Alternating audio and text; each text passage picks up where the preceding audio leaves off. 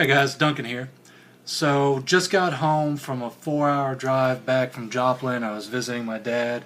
Hadn't seen him in a couple of years, so I went up there for the holidays, and that was a really cool visit. But as I tend to do on my way home, I was practicing the lost art of thinking, and I had some interesting thoughts that I wanted to share with you guys. Now, usually when I do this sort of thing, I'm talking about mindsets, or I'm talking about events, or I'm talking about ideas. Today, I was actually thinking about myself, which is a little weird, but bear with me.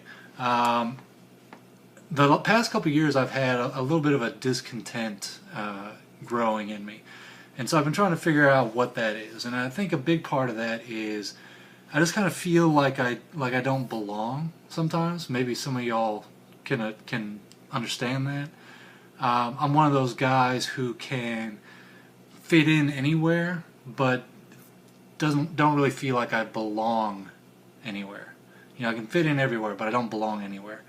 And part of that is because I'm different, and we're all different, but I'm different. And so I've been thinking about, all right, well, what is it that makes me different? Now, this is important. This is an important thing to do. It's important to understand yourself, because I believe if you understand yourself, then you can find out what you're really good at. You can find out what you love doing. You can find out, what your purpose is. And ultimately, you can find out how you are uniquely gifted to be able to benefit the world as a whole and the people around you in ways that no one else can. So understanding myself has been a journey that I've been on for, probably 8 years, just trying to understand myself more and more so that I can reduce my weaknesses, that I can eliminate my blind spots, I can figure out what I'm naturally good at and work to increase those. So in my thought today, I uncovered 4 things that not only make me somewhat unique, but I would suggest make me one of a kind. And I'm going to share these 4 things with you, not to brag on myself, not look at me, oh, I'm so awesome, but because I'm hoping that it will inspire you to spend time thinking about what makes you one of a kind. Because we are all one of a kind. And like I said, I think if we can understand our own wiring, the way we're put together, the way we operate, then ultimately we can use that to benefit ourselves and others. So, 4 things that make Duncan unique in all the world. I belong to a very particular place in history. That's number 1. Number 2 is I have a very particular personality type. Number 3 is I have a very particular mix of experiences. And number 4 is I have a very particular mindset. And I'm going to unpack each of those for you briefly. I'm going to try and keep this video short. It's probably going to run about 10 minutes. But I'm going to break them down for you. So number 1, I belong to a very particular time in history. So I come from a subset of generations called the Zennials. We are right at the tail end of the Gen Xers and right at the forefront of the Millennials. So it's if you were born between like 1978 and 1984 or 1986, then you're a Zennial. I was born in 82, so I fall into this subset. The distinguishing feature of Zennials, the reason why we have our own little group, is because we were born into an analog world and witnessed the rise of the digital world. Alright, when I was born, we did not have home computers, we did not have video games, we did not have the internet. But as a young child, I got to see the invention of the home computer. I got to watch the invention of the internet. I've got to see the digital world become a reality. Unlike Gen Xers, who were already established and had to learn this new world, and unlike Millennials, who were born into a digital world, we call them digital natives, I was in that small group of people who was right in between. And so, as such, in my life, I've been able to be something of a bridge between Gen Xers and Millennials, because I understand both. I haven't figured out how to capitalize on that to help people yet, but it's a unique part in history that I fall into. So that's number 1. Number 2, I have a unique personality type. I don't know if you've ever taken the Myers-Briggs personality test. If you're interested in personality tests, you can go to 16personalities.com and take a personality test and find out more about yourself. It's really interesting stuff. It doesn't take long. I highly recommend it. My personality type is ENTJ. The title for it is often the executive or the commander or something like that. And so some key aspects of this is that one, only 3% of the people in the world have this personality type. And those 3% are generally characterized as being somewhat natural leaders, very driven towards achievement and success, very logical thinkers, pretty low on the emotional spectrum. And so that has some good things and some bad things. Often people who excel in the corporate world or who excel as entrepreneurs or who excel as business leaders have this personality type or one of the related personality types. But our personal relationships can suffer because one of the things that I personally do is I attack inefficiency. I attack weakness in myself and in others. I can't stand it. It makes my skin crawl, particularly if someone makes excuses about it.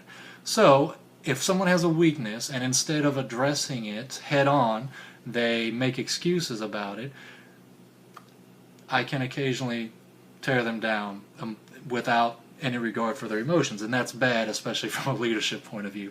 So one of the things that I need to work on personally, and people with my personality type need to work on, is understanding, evaluating, and appreciating the personality types that are a little more emotional than we are. So I've got a unique place in history. I've got a unique personality type. I also have a unique mix of experiences, and there's two in particular that I want to highlight. One, I was born a military brat, which means every 3 to 5 years we moved like clockwork. Now this had some effects on how I developed and how I live my life. I'm highly independent, I'm highly adaptable, and I'm highly self-reliant. And those are all good things, and that all resulted from this semi-nomadic lifestyle that I had growing up. I can literally move anywhere in the world tomorrow, and I'm not going to be stressed out about it, whether I speak the language or not, whether I know anyone there or not, because I've done it so many times before. It's not a big deal. I've done it. The flip side of that coin is I don't have any place that I call home. I've lived so many places that I don't have home. I don't know my extended family. I know my mom, my dad, and my brother. The rest of the folks are people I met once or twice. They mean nothing to me. I don't have any deep relationships. My oldest friendship is probably 8 or 10 years old, and that's it. And so particularly as a guy who lives here in the southern United States, where extended family tend to kind of all live in the same place and grow up together, that makes me different. So I've got a unique place in history. I have a unique personality type. I have a unique set of experiences, both including growing up as a military brat and also having gone to prison. That experience changed me and affected me.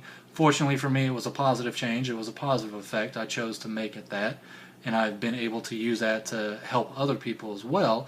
But not too many people have those two experiences together. And so that makes me unique. And fourthly, I have a very unique mentality. And the best way to describe this is an entrepreneur mentality or a creator mentality. I honestly believe that I can do anything I set my mind to. I believe I can be a first-generation millionaire or billionaire. I believe I can start a business. I believe I can move to a country that I know nothing about and be fine. This is a mindset that was cultivated in me, both by people who have trained me and poured into my life, and also ongoing as I have been on my journey. This is a unique mindset. Not everyone has this type of mindset.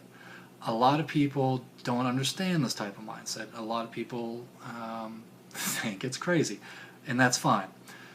My point is, these four things, my unique place in history, my unique personality type, my unique mix of experiences, and my unique mentality, make me one of a kind.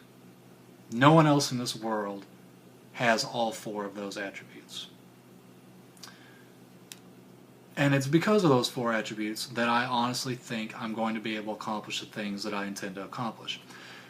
And that's the reason I'm making these videos, alright? I've got some pretty high aspirations. Right now I'm at a stage in my life where I'm pushing myself to see how far I can go, to see if I can really accomplish the outlandish things that I say I can. And the reason I'm making these videos is because I'm leaving breadcrumbs. My ultimate goal is not the accomplishment of the goals I've laid out. My ultimate goal is to leave a map for how others can do it too. And so that's why I'm doing this. That's an aside. That's why I'm going to continue to make these videos. That's the purpose behind these videos. That's what I'm doing. But here's what I want you to understand today from this video. You are one of a kind. You were created with a purpose. You're created with unique things about you that no one else can lay claim to. There's a reason for that. You have something to do that no one else can do. So my encouragement to you is figure out who you are, figure out why you are the way you are, and use that to make the world a better place. In my humble opinion, there is no better, more noble calling that any man or woman can engage in. I love you guys. I'll see you on the next one.